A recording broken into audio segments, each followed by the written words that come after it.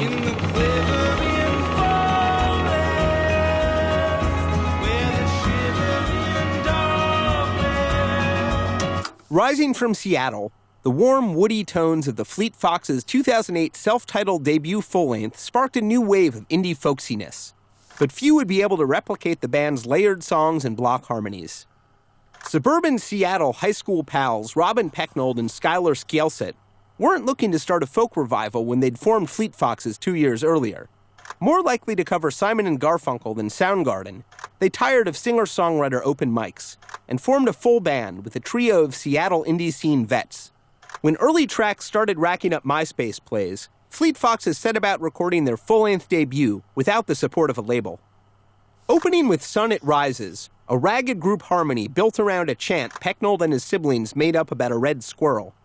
The song quickly scales from back porch to cinematic, layering in banjo, pounding timpani, and reverb. A lot of reverb. Sun, it will rise soon enough. On White Winter Hymnal, the harmonies stack up and shimmer, creating a cathedral-sized sound. And I turn round and there you go, and Michael, you would fall and turn me white snow red strawberries in summertime. Though they didn't have a record deal yet, the band did have a producer, even if he was absent from the album sessions themselves. Notably Northwest indie linchpin Phil Eck, who Pecknold had met as a teenager. Subsequently, Eck helped the Fleet Foxes with their first demo and lent them equipment to make their album, mixing it a year later.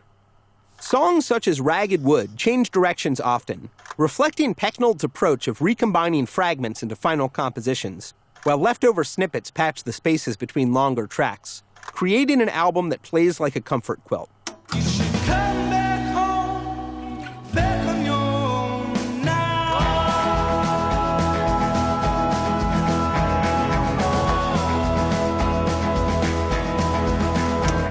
Though interviews and reviews of the time cited obvious textural touchstones such as Brian Wilson and Crosby, Stills and Nash, Fleet Foxes' debut also shared DNA with proggier folk artists, such as Judy Sill and Steel Eye Span. You run with the devil. Despite the album's bucolic musical settings, Death and the Devil hover through songs like Your Protector. There, spectral flutes and a galloping rhythm evoke an influence from outside the folk rock canon. Pecknold's confessed love for the soundtracks of video games Chrono Trigger and Final Fantasy.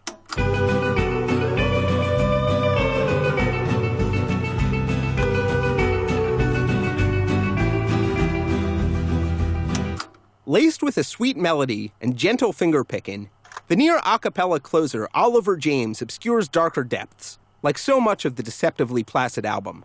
Oliver James, washed in the rain, no longer.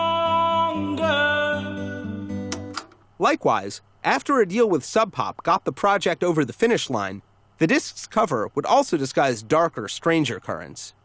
Choosing a painting by Renaissance artist Peter Bruegel the Elder, at a glance, the album's cover depicts peaceful, old-world scenery that parallels the band's pristine and relaxed folk rock. But the closer you look at the painting, each segment illustrating a different Dutch proverb, the more weird details pop out. Is this guy burying a cow alive? Did this lady capture a demon? Is this antler creature getting, serviced? Fleet Foxes' debut would resonate from dorm rooms to music licensing firms. They would tour the world with a band that included drummer Josh Tillman, later known as Father John Misty, who joined after the album had been recorded. As with a lot of influential art, the collection would get saddled with the baggage of its many, folky, harmonizing, and often bearded disciples. But like the deceptively layered cover, there's a richness of detail missing from lower-resolution copies. For a record that felt like it arrived with an already lived-in nostalgia, it's now truly nestled into its own place in music history.